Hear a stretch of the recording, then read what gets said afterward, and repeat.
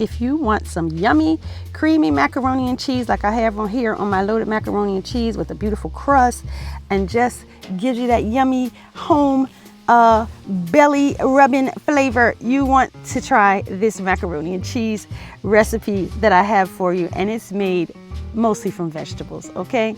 So you want your macaroni and cheese to have that beautiful creaminess, that yummy crust, and you want to be proud to put that on the table at any family gathering. And so here's what we're going to do. We're going to start with this butternut squash.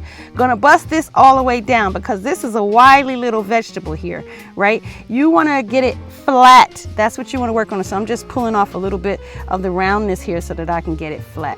You want to go ahead as soon as you can, get it flat so that you're not cutting yourself, because if you mess with it round, you can cut yourself. Have yourself a nice vegetable peeler to get that skin off, because it is a pretty thick skin, and you can save most of the vegetable with the vegetable peeler, and it just makes it easier.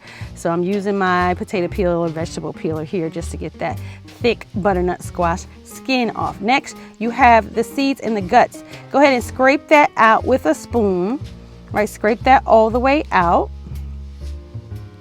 And that way you'll be ready to start cutting your butternut squash into pieces. And this is just the way that you go ahead and process and bust down your butternut squash. And from here, you can freeze these pieces. You can use them in macaroni and cheese. You can use it in soups, you know, but now you have your butternut squash, you're ready to go. Now, here's another note. If you don't want to do any of this, you can actually buy squash frozen in the supermarket if you just don't feel like going through the trouble of processing down this fresh butternut squash. I like mine fresh, but you know, there are options, frozen. So here we go with the cauliflower. That's another vegetable I'm going to use in this macaroni and cheese. Now I have two recipes for macaroni and cheese where I use just butternut squash and I use just cauliflower. In this recipe, I'm using them together because they're both very flavorful. Cauliflower may look like it's white and it doesn't taste like anything, but boy, does it add flavor and creaminess. So I'm taking them and putting them inside of my pressure cooker. And I am going to pressure cook this on just a little bit of water. Keeps all the nutrients when you pressure cook, right? Because you're not losing it to steam. So that's one of the reasons why I like a pressure cooker. Now, if you don't have one, just go ahead and use a pot and just make it soft. Next, I'm using garlic. Okay, I don't use garlic. This is real garlic. I have a whole bulb here. Busting this down, all I'm doing is getting the skin off of each piece. You can use the back of your knife to do that, but you want to get all your cloves nice and whole for this, right? You want the medicinal properties of the garlic, so that's why I use the fresh garlic. Blend your softened vegetables down, and this is going to make 5 scoops of vegetables that I am setting aside, right? A nice puree, nice and smooth. I'm going to go ahead and put my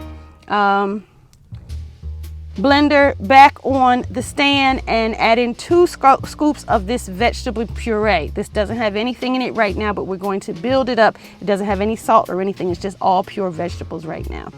But we're going to add all the flavor to it. So we have some milk here. I'm using 2 scoops of almond milk. Cashew milk would make this creamier, but I didn't have it at the time, so I went with almond milk, and this is just fine because the cauliflower is in there to make it creamy. Go ahead and use your whole bulb of garlic inside of that mixture, and go ahead and use 2 to 3 cups of nutritional yeast. Nutritional yeast, I'll put this in the description so that you'll know where to buy this and what this is if you're not familiar. It's a magic ingredient, makes things taste cheesy. I'm also using a little bit of smoked paprika, give it that smoked flavor. You could use ground mustard here, whatever you like.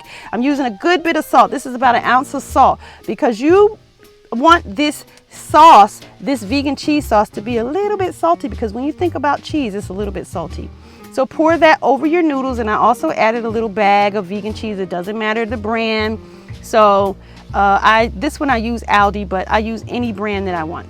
It doesn't matter because I'm mostly getting my flavor from my vegetable sauce and not from the cheese sauce, because the cheese sauce can be quite expensive and it's all kinds of things inside of it, and this is just, to me, a healthier option.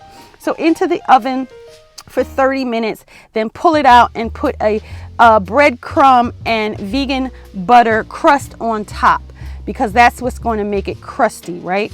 Then you get that beautiful crunchy crust on top and your cheesy, creamy macaroni and cheese, and you are good to go.